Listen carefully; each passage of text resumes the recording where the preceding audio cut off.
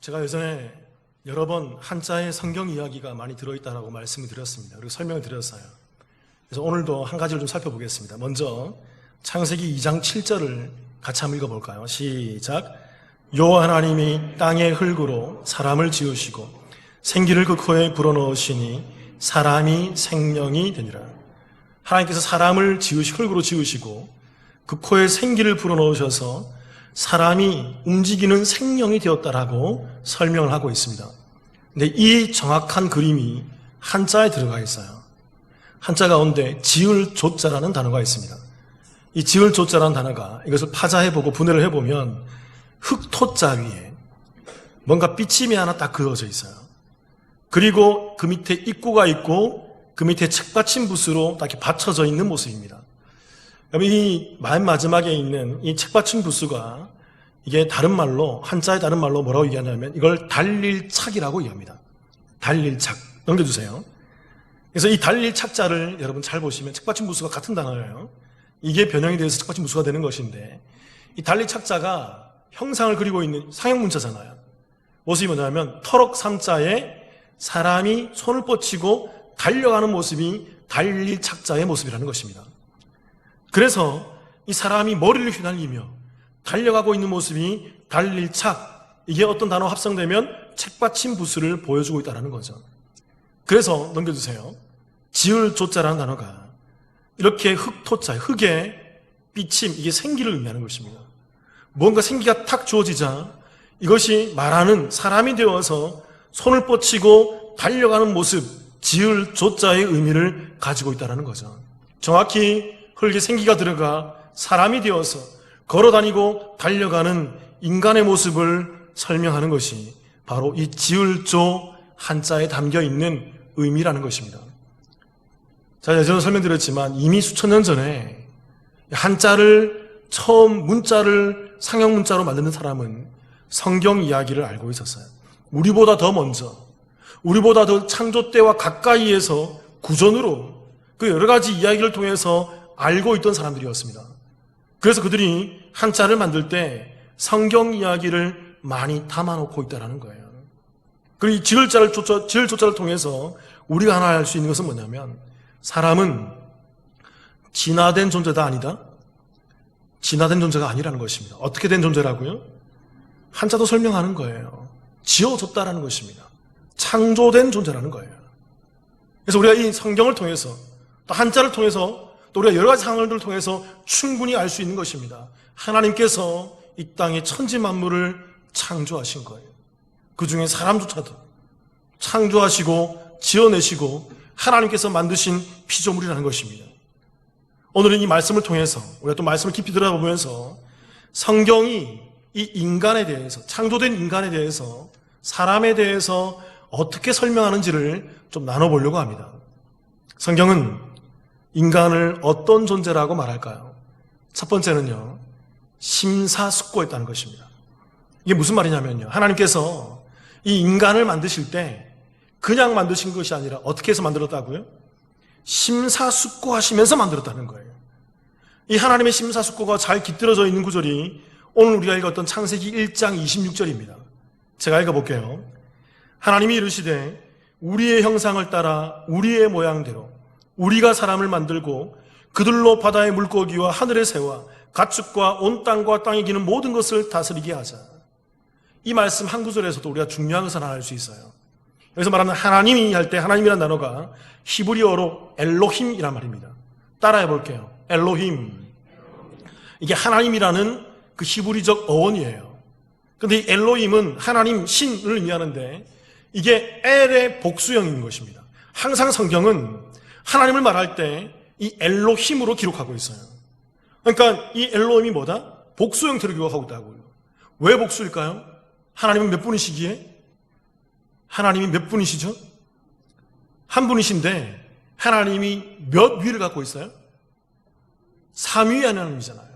성부, 성자, 성령, 그 3위 하나님을 나타내는 것이 바로 이 엘로힘, 복수 형태의 이 하나님이란 단어가 품고 있는 의미라는 거예요. 근데 재밌는 것은 26절 다시 띄워보세요. 창세기 1장 26절 이렇게 되어 있어요. 하나님이 뭐 하시되?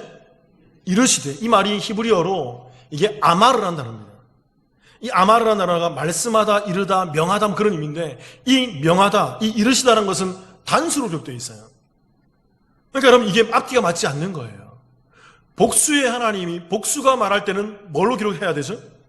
복수가 말하는 걸로 기록해야 되는 것입니다. 그런데 그 세 분이신 복수의 하나님이신 이 땅 가운데 말씀하실 때는 꼭 단수로 기록하고 있는 거예요. 왜 그럴까요? 이 한 구절에서 뭘 얘기하고 있죠? 하나님이 몇 분이시다? 복분이시고 복수의 하나님이시고 삼위의 하나님이신데 그 복수의 하나님이 한 분으로 말씀한다는 것입니다. 이게 무슨 개념이죠? 성경에 나오진 않지만 신학자들이 이 모습을 보고 성경에 이런 구절들이 너무나 많이 있어요. 이런 걸 보면서 신학자들이 만들어낸 것이, 찾아낸 것이 바로 삼위일체 개념인 거예요. 이 땅에서 이해할 수 없습니다. 세 분이 어떻게 한 분이 됩니까? 한 분이 어떻게 세 분으로 나눈 것입니까? 이 땅에서 이해할 수 없지만 성경에서 영적인 하나님을 그렇게 표현하고 있더라는 것입니다. 그리고 다시 1장 26절 띄워보세요. 이렇게 얘기하고 하나님이 이르시되 우리의 형상을 따라 우리의 모양대로 우리가 사람을 만들고 라고 말씀하시면서 하나님께서 어떻게 인간을 만들까요? 우리가 하시면서 어떤 모습이 보이죠 여기서? 하나님이 서로 대화하시는 모습이 보이는 거예요. 하나님이 서로 논의하시는 모습이 보인다고요. 하나님이 여기서 숙고하시면서 우리가 사람을 만들자, 우리가 사람을 이렇게 우리의 형상을 따라 만들자, 우리의 모양을 따라 만들자 하면서 하나님께서 서로 대화하시면서 이 피조물인 인간을 창조하는 모습을 여기서 그려내고 있더라는 것입니다. 그러니까 이게 뭐냐면요, 하나님이 심사숙고하는 그런 모습이라는 것이죠. 왜 이 모습이 특별하냐면요, 여러분, 과거 첫째 날부터 다섯째 날까지 하나님께서 다른 피조물들을 만드실 때는 이런 모습이 나오지 않아요. 그냥 비차 있으라, 궁창아 생겨라, 땅과 바다 나눠져라, 식물아 있으라, 물고기야 생겨라, 동식물들아 나타나라. 그러면서 하나님께서 그냥 명령하셨지, 이렇게 논의하시거나 이렇게 의논하시거나 대화하시거나 심사숙고하는 모습을 보이지 않더라는 것입니다. 오직 누구를 창조할 때만, 하나님께서 인간을 창조할 때만 이렇게 의논하시고 대화하시며 신중히 이 일들을 진행하고 있더라는 거예요. 그래서 신학자들이 이것을 가지고 하나님의 심사숙고라는 그 용어로 이 구절을 표현하고 있는 거예요. 이러한 독특함은 창세기 1장 31절에서도 우리가 찾아볼 수가 있습니다. 자, 읽어볼게요. 1장 31절. 하나님이 지으신 그 모든 것을 보시니 보시기에 좋았더라. 저녁이 되고 아침이 되니 이는 몇째 날이라? 여섯째 날이라. 그러니까 우리 한글 버전에서는, 한글 성경에서는 독특함이 나오지는 않습니다. 그러나 여기 히브리 원어로 들여다보면요, 여기 독특한 표현이 하나 들어가 있어요. 그게 바로 뭐냐면 여섯째 날이다 할 때 여섯째에 여기 이 단어에 정관사가 딱 붙어 있어요. 그러니까 무슨 말이냐면 이 날이 바로 그 여섯째 날이라는 것입니다. 왜 이게 독특하냐면 그 전에 있던 첫째 날과 다섯째 날에는 정관사가 붙어 있지 않아요. 그냥 첫째 날이야, 둘째 날이야, 셋째 날이야, 다섯째 날이야. 근데 여섯째 날에는 뭐가 붙어 있죠? 정관사가 딱 붙어 있어서 바로 그 날이야. 그러니까 이 말은 어떤 의미냐면요, 하나님께서 강조점을 여섯째 날에 두고 있는 거예요. 드디어 그 날이 되었어. 그 여섯째 날이 되었어. 그 날에 내가 이렇게 숙고하면서, 이렇게 의논하면서, 대화하면서 하나님의 형상을 닮은 그 피조물인 그 인간을 만들어내는 거야. 그게 여러분, 다음 주도 설명하겠지만 여섯째 날만이 아니라 일곱째 날에도 이 정관사가 붙어 있습니다. 이게 특별하다는 거예요. 다음 주 충분히 설명드릴게요. 그 의미에 대해서는. 여하튼 여섯째 날에 하나님께서 특별한 일을 진행하시고 특별한 논의 가운데에서, 특별한 대화 가운데에서 그 특별한 일들을 우리 가운데 나타내시며 강조하고 있다는 것입니다. 그게 바로 뭐죠? 그 강조가, 그 하나님의 특별하신 행위가 뭐죠? 인간 창조라는 거예요.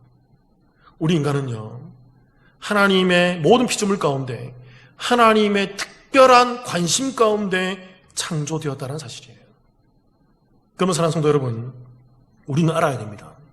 우리는요, 특별하게 창조된 존재들이기에 지난 첫째 날부터 다섯째 날까지 창조된 다른 피조물들을 섬기는 그 우를 범하지 말아야 돼요.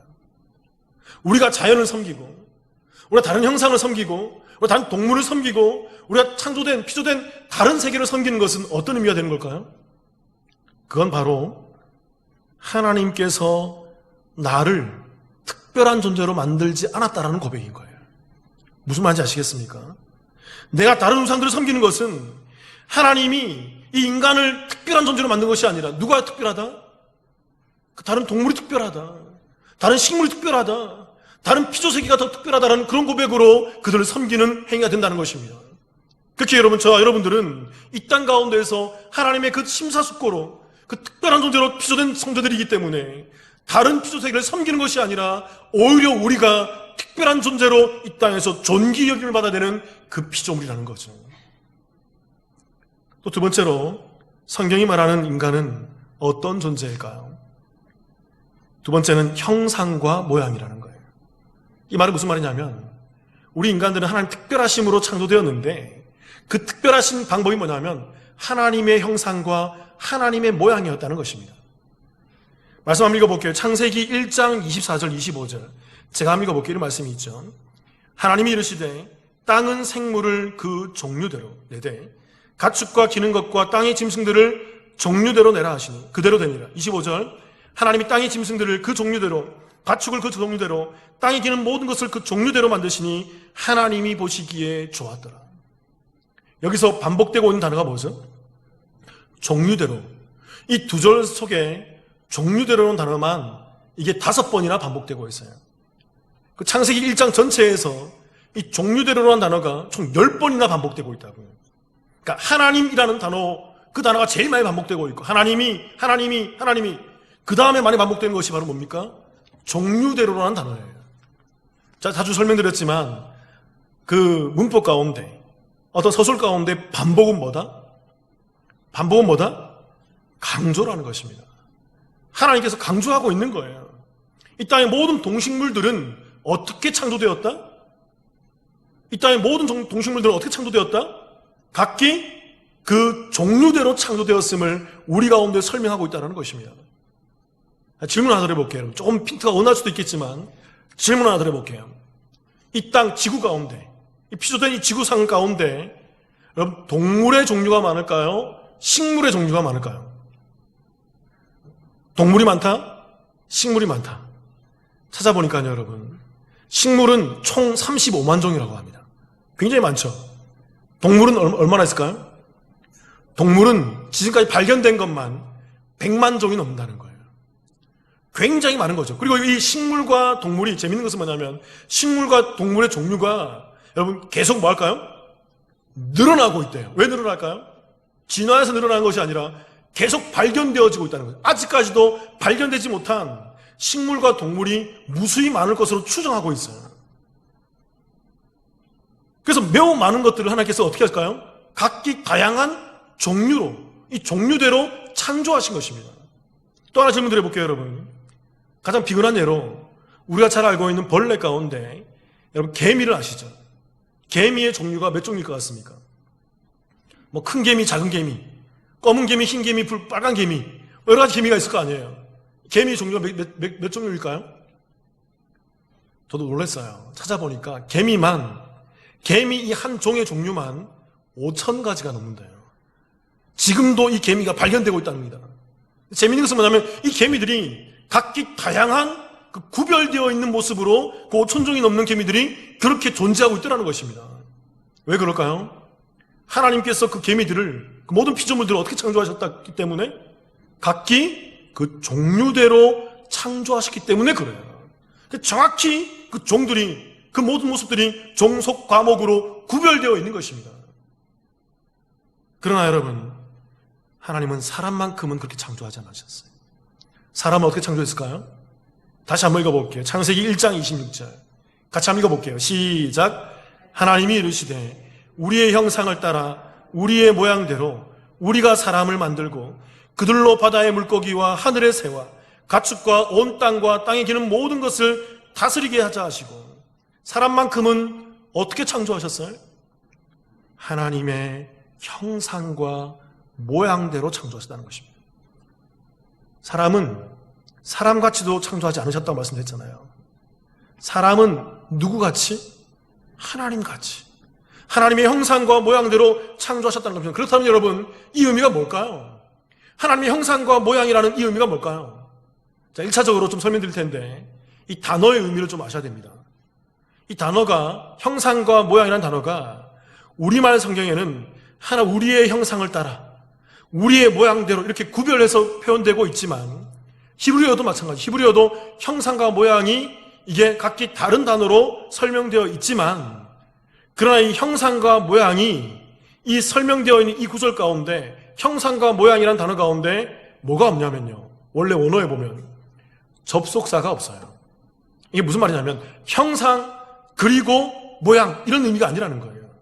그냥 형상대로 모양대로 이렇게 표현되어 있다는 것입니다.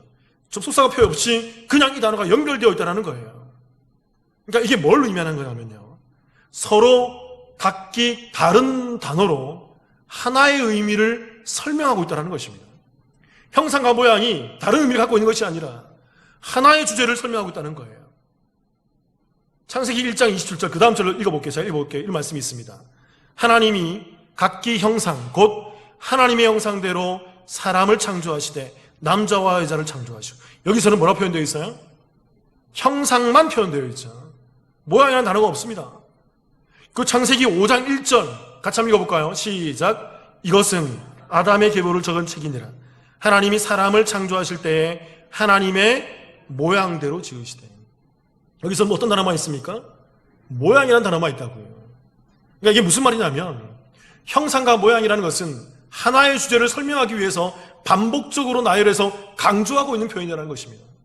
그래서 존 칼빈이 기독교 강요에서 이 구절을 해석하면서 이렇게 얘기했어요. 이 용법은 히브리인들의 어원적인 용법이다라고 얘기하는 거예요.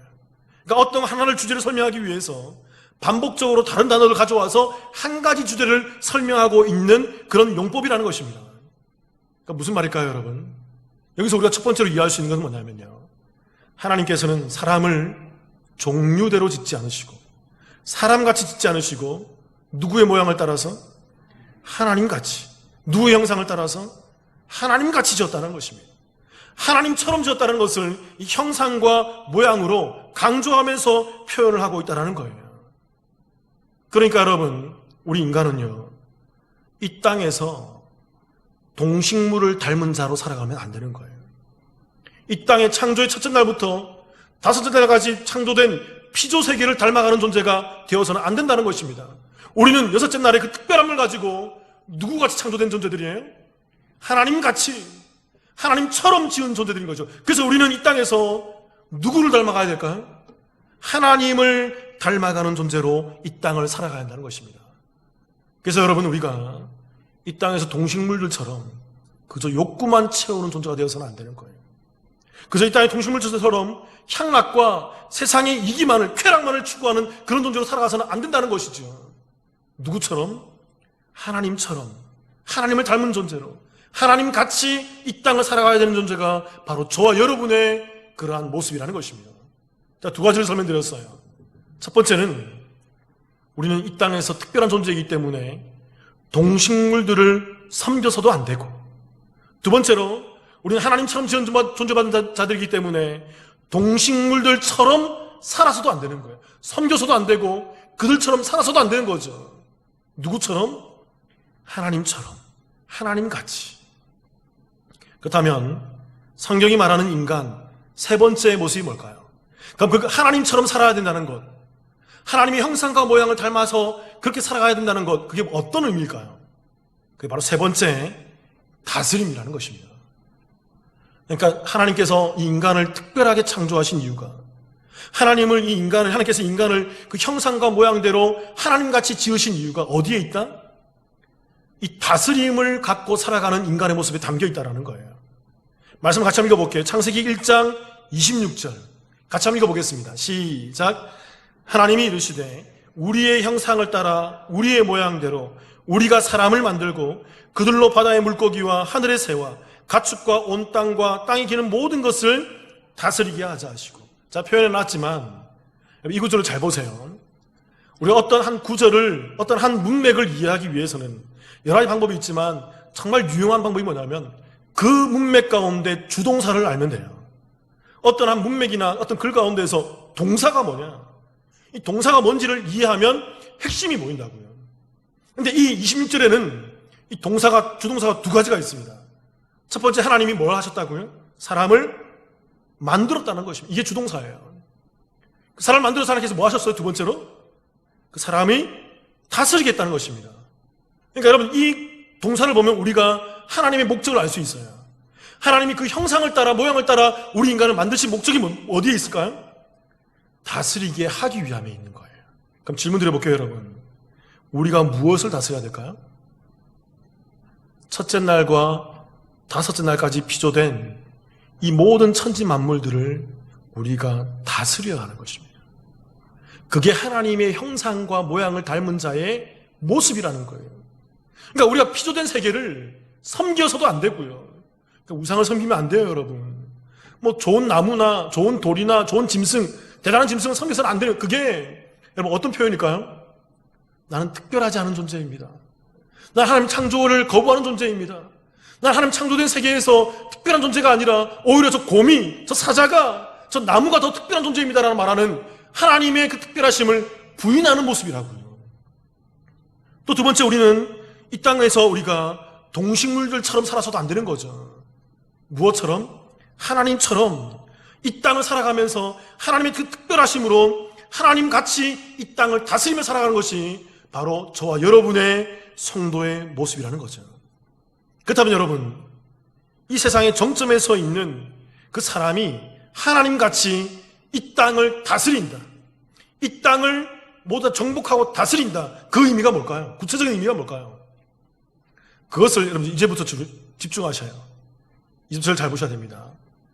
그 온전한 그 하나님의 형상을 닮은 자들이 세상을 다스리는 그 온전한 모습이 어디에 담겨 있냐면 첫 번째 아담의 모습에 담겨 있어요. 첫사람 아담의 모습. 여러분, 아담의 모습 가운데서 우리가 기억해야 될 세 가지 신분이 있습니다. 첫 번째 어떤 신분일까요? 이것을 제가 좀 설명드리면 여러분들 이제 성경 창세기부터 계시록까지 훑어볼 수 있는 또 하나의 맥이 열리는 거예요. 아담은 에덴 동산에서 죄짓기 이전에, 타락하기 이전에 아담은 에덴 동산에서 세 가지 신분이 있었습니다. 따라해 볼게요. 첫 번째로 왕, 두 번째로 뭘까요 그러면? 따라해 볼게요. 제사장. 세 번째로 또 뭘까요 그러면? 따라해 볼게요. 선지자. 여러분, 왕, 제사장, 선지자의 신분이 첫 번째 사람인 누구에게? 아담에게 주어졌다고요. 그러니까 아담은 에덴 동산에서 왕권을 가지고 제사장적 신분으로, 선지자적 신분으로 그 에덴 동산을 다스리며 살아가는 것이 하나님의 형상을 닮은 사람의 본래적인 모습이라고요. 하나님이 본래 그 사람이었던, 아담이었던 그 사람에게 부여하신 하나님의 통치의 권리였다고요. 아담이 어떻게 살았습니까? 왕으로 살았죠. 그 에덴 동산에서 아담이 제일이었잖아요. 하나님 주권을 주셨잖아요.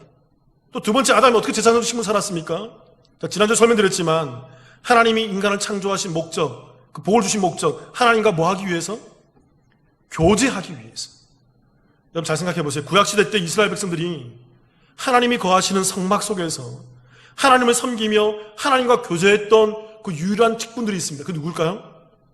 제사장 직분이죠. 그들이 성막 속에 들어가서 그들이 하나님을 섬기고 하나님과 교제하면서 하나님의 은혜를, 하나님의 인재를 마음껏 누리며 봉사하며 살았다고요. 그 성막의 삶이 여러분 뭘 예표할까요? 에덴의 삶을 예표하는 거예요.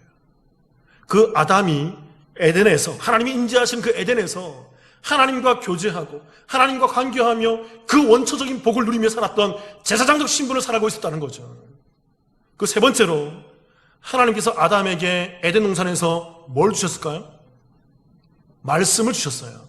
그 최초의 말씀이 뭐죠? 율법이었죠. 그 율법이 뭐죠? 선악을 알게 하는 나무를 먹어라, 먹지 말라? 먹지 말라. 순종을 요구하셨다고요. 율법이 순종을 요구하는 거잖아요. 뭘 하라, 하지 마라. 최초의 율법인 그 율법을 주시면서 너가 이것을 먹지 않아야만 나와 교제할 수 있고 나와 함께 할 수 있고 너가 이 에덴 동산에서 영원히 함께 할 수 있는 거야 라는 하나님의 그 선지자적 메시지를 아담에게 부여하셨다고요. 그래서 아담은 그 선지자들처럼 하나님 말씀을 받은 자로, 수여받은 자로 말씀 앞에서 순종하며 말씀을 지키며 말씀을 따르며 말씀을 가르치는 자로 이 땅을 살아가야 했다는 것입니다. 그랬던 아담이 어떻게 됐을까요, 여러분? 죄가 들어와서 아담이 무너지는 것입니다. 그래서 아담의 왕의 신분과 아담의 제사장적 신분과 아담의 그 선지자적 신분이 어떻게 될까요? 그것이 다 변질되고 타락하고 오염되는 거예요. 그래서 하나님이 임재하시는 그 성막, 하나님이 임재하시는 그 에덴, 하나님이 거하시는 그 지성소, 그곳에서 아담이 있을 수가 없는 것이죠. 추방당하는 것입니다. 그게 태초의 아담의 모습이었다고요. 그리고 하나님께서는 그 아담이 추방당하면서 끝나는 것이 아니라 아담이 회복되기 위해서 그 왕의 신분, 제사장의 신분, 그 선지자의 신분을 회복시키기 위해서 이 땅에 누구를 보내시는 걸까요? 예수 그리스도를 보내시는 거예요. 이게 성경입니다. 그래서 저와 여러분이 예수를 믿고 이 땅에서 어떻게 살아갈까요? 이 세 가지 모습을 가진 거예요. 첫 번째 무슨 신분으로? 왕의 신분으로. 하나님의 아들, 딸의 신분으로 사는 것입니다. 여러분 잘 아셔야 돼요. 우리는 하나님의 아들, 딸인 것입니다. 우리는 하나님의 주권이 여러분 가운데 있다고요. 전능하신 창조자 하나님께서 우리 아버지 되시고 우리에게 그 능력을, 그 권한을 우리한테 주셨다고요. 그래서 우리는 하나님의 아들, 딸들로서 이 땅을 다스리며 이 땅을 관리하며 이 땅을 누리며 살아가는 것입니다. 두 번째로 우리에게 뭐가 주어졌을까요? 제사장 주신 분. 그래서 여러분, 저와 여러분이 이 시간 여기서 뭐 하는 걸까요? 예배 드리는 거예요. 하나님의 그 성막 가운데에서, 하나님 임재하신 가운데서 하나님을 경험하며 누리며 하나님의 음성을 듣고 하나님을 바라보며 마음껏 예배드리고 찬양하며 하나님 내가 여기 있습니다. 내게 말씀하옵소서. 내가 이렇습니다라고 기도하며 하나님을 경험하고 있는 것이죠. 코로나19 시대에도, 코로나 30 시대에도, 코로나 1000 시대에도 상관없이 하나님을 경험하며 나아가는 것입니다. 세상이 어떠하든 환경이 어떠하든 상관없는 거예요. 그 속에서 하나님을 경험하는 자들, 그들이 왕같은 제사장의 신분을 사는 것입니다. 그리고 또 여러분, 우리가 세 번째로 어떤 신분을 살까요? 선지자의 삶을 사는 거죠. 하나님께서 내게 말씀하신 그 말씀을 순종하며 지키며 말씀을 간직하며 말씀을 가르치고 말씀을 전파하며 말씀을 수여하며 이 땅 가운데 주의 말씀을 온전히 지켜내는 자로 살아간다는 것입니다. 그것이 창세기부터 계시록까지 설명하고 있는 복음의 내용이라고요. 몇 가지 성경 말씀 찾아보겠습니다. 고린도전서 15장 22절이에요. 잘 읽어볼게요. 이런 말씀이 있습니다. 그래서 이렇게 설명하는 거예요. 아담 안에서 모든 사람이 죽은 것 같이, 처럼이죠. 그리스도 안에서 모든 사람이 어떻게 된다고요? 삶을 얻으려. 여러분, 누구와 누구를 비교하고 있어요? 아담과 누구요? 그러니까 아담과 예수 그리스도가 하나의 그림이라는 것입니다. 아담이 실패할 수밖에 없었어요. 그 실패한 그 아담을 위해서 누가 오셨어요? 온전한 아담인 누구요? 예수 그리스도가 오셔서 아담이 실패한 그 세 가지 신분을 우리 가운데 회복시켜 주는 것입니다. 온전한 삶을 누리게 해주시는 거예요. 그리고 고린도전서 15장 45절 제가 읽어볼게요. 기록된 바 첫사람 아담, 첫사람이에요. 그는 생명이 되었다는 것 같이. 이게 무슨 말입니까? 아담에게 생기가 들어와서 살아있는 존재 생기가 되었잖아요. 근데 생기가 되었다 함과 같이 비유라는 것입니다. 이게 하나의 모형이라는 거예요. 그 뒤에 마지막 아담 누굽니까? 마지막 아담 누구죠? 예수 그리스도는 무슨 영이 되었다? 살려주는 영. 그러니까 아담은 하나의 예표였다는 것입니다. 모형이었다는 거예요. 아담이 완전하지 않았다는 것입니다. 아담이 하나님이 섬겨주신 하나의 그런 사람이었지만, 참 좋은 사람이었지만, 그는 어떤 가능성이 있어요? 죄를 지을 가능성을 안고 태어난 사람이라는 거예요. 언젠가는 죄를 짓게 되어 있다는 거예요. 죄를 지음으로 말미암아 그에게 있는 하나님의 형상과 모양이 파괴되고 타락되며 오염된다는 것입니다. 그래서 그를 온전히 회복시켜줄 수 있는, 그 아담들을 온전히 살려줄 수 있는 누가 이 땅에 오시는 거예요? 온전한 아담이신 예수 그리스도가 이 땅에 오셔서 그 모든 하나님의 형상과 모양이 무너진 것을 회복시켜주는 거예요. 그리고 그 뒤에 로마서 5장 14절 제가 한번 읽어볼게요. 그러나 아담으로부터 모세까지 아담의 범죄와 같은 죄를 짓지 아니한 자들까지도 사망이 왕노릇하나니, 죄 가운데 있는 사람들 사망이 왕노릇하는 것입니다. 아담의 실패로 말미암아. 그 뒤에 그러나 아담은 오실 자의 뭐다? 아담이 오실 자의 뭐다? 모형이란. 오실 자가 누굽니까? 예수. 그러니까 아담이, 창세기에 나와 있는 아담을 통해서 우리가 누구를 볼 수 있어야 돼요? 오실 메시아를 볼 수 있어야 되는 거예요. 아, 아담이 이래서 실패하는 거구나. 아담이 실패할 수밖에 없구나. 아담이 그렇게 해서 무너지는 거구나. 그러나 그게 끝이 아니구나. 누가 오신다? 진짜 아담이 온다는 거예요. 완벽한 아담이 온다는 것입니다. 우리 가운데 하나님의 형상과 그 모양을 회복시켜줘서 영원히 하나님의 형상과 모양을 잃어버리지 아니하게 할 그 온전한 아담이 이 땅 가운데 온다는 것입니다. 그분이 누구다? 예수 그리스도라는 거예요. 그래서 여러분, 성경은 또 예수 그리스도에 대해서 또 이렇게 표현하고 있습니다. 말씀 같이 한번 읽어볼까요? 고린도후서 4장 4절이에요. 같이 읽어보겠습니다. 시작. 그중에 이 세상의 신이 믿지 아니하는 자들의 마음을 혼미하게 하여 그리스도의 영광의 복음의 광채가 비치지 못하게 함이니 그리스도가 하나님의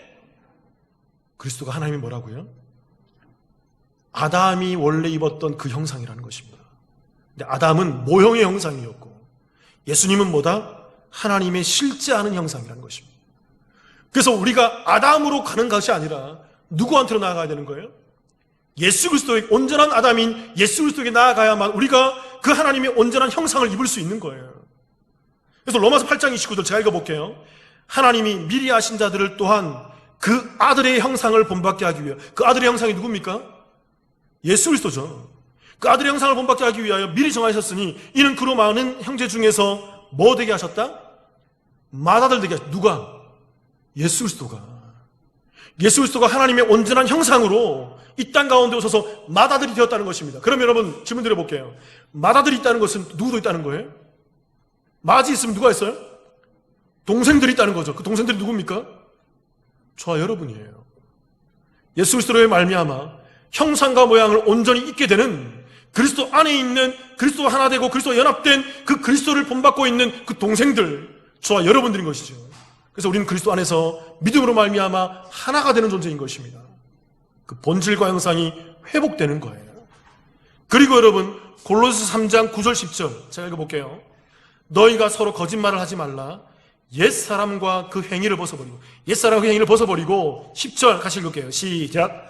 새 사람을 입었으니 이는 자기를 창조하신 이의 형상을 따라 지식에까지 새롭게 하심을 입은 자니라. 질문 드려볼게요. 여러분, 우리가 새 사람을 입기 위해서는 누구를 믿어야 됩니까? 예수 그리스도를 믿어야 되는 거예요. 여러분, 아담의 타락한 그 옛사람에서, 그 옛사람에 있는 그 죄의 신분에서 벗어나게 되는 유일한 그 탈로가, 그 길이, 그 출구가 누구입니까? 예수 그리스도인 거예요. 예수 그리스도로 말미암아 우리가 새 사람을 입고 예수 그리스도의 그 형상과 그 본질이, 그 모양이 우리 가운데 입혀지는 것입니다. 그것이 온전한 아담들의 모습, 온전한 성도의 모습, 이 땅의 작은 예수의 모습이라는 것이죠. 그래서 사랑하는 성도 여러분, 우리가 그 예수를 믿고 이 땅에서 어떻게 살아갈까요? 세 가지. 어떻게 해요? 하나님의 아들, 딸인 왕으로 살아가는 것입니다. 또 무엇으로요? 제사장으로 살아가는 거예요. 또 무엇으로? 선지자 삶을 사는 것입니다. 자, 성도 여러분, 우리는 중요한 거 하나 알려드릴게요, 여러분. 우리는 창세기에 있는 이 에덴으로 회귀하는 자들이 아니에요. 우리는 에덴으로 돌아가는 자들이 아니라고요.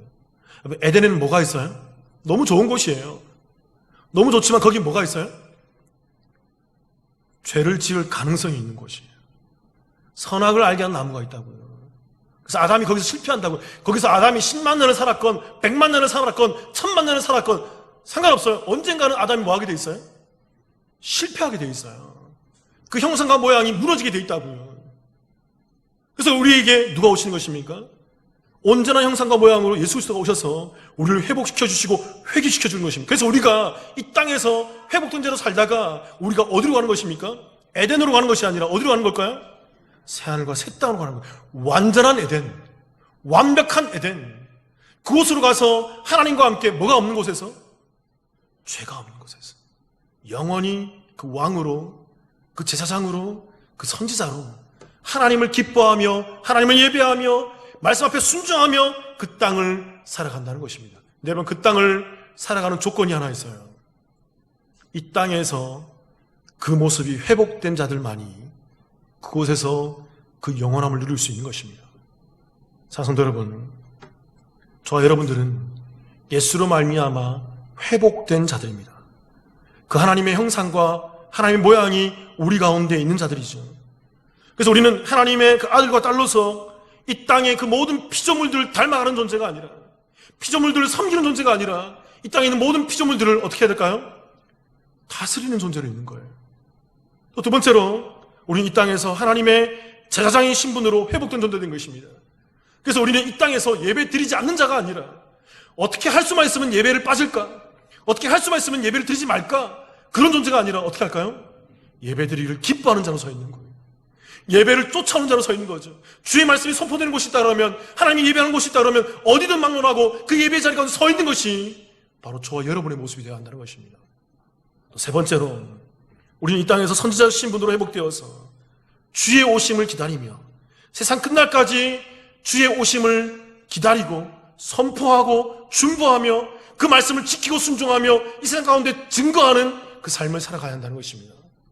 그들이 하나님의 온전한 형상과 모양을 회복한 자들의 온전한 그 완벽한 모습이라는 거죠. 사랑하는 성도 여러분, 이 땅에서 왕으로 살아가시기를 주님의 이름으로 축원합니다. 이 땅에서 제사장으로 살아가시길 바랍니다. 이 땅에서 선지자로 살아가길 바라요. 여러분 안에 그 말씀이 있고 말씀으로 말미암아 하나님을 경험하며 이 세상을 마음껏 다스리며 마음껏 이 세상을 주관하며 이 세상을 마음껏 누리며 이 땅을 살아가시는 저와 여러분의 신실한 삶이 되시기를 주님의 이름으로 축원합니다. 함께 기도하시겠습니다.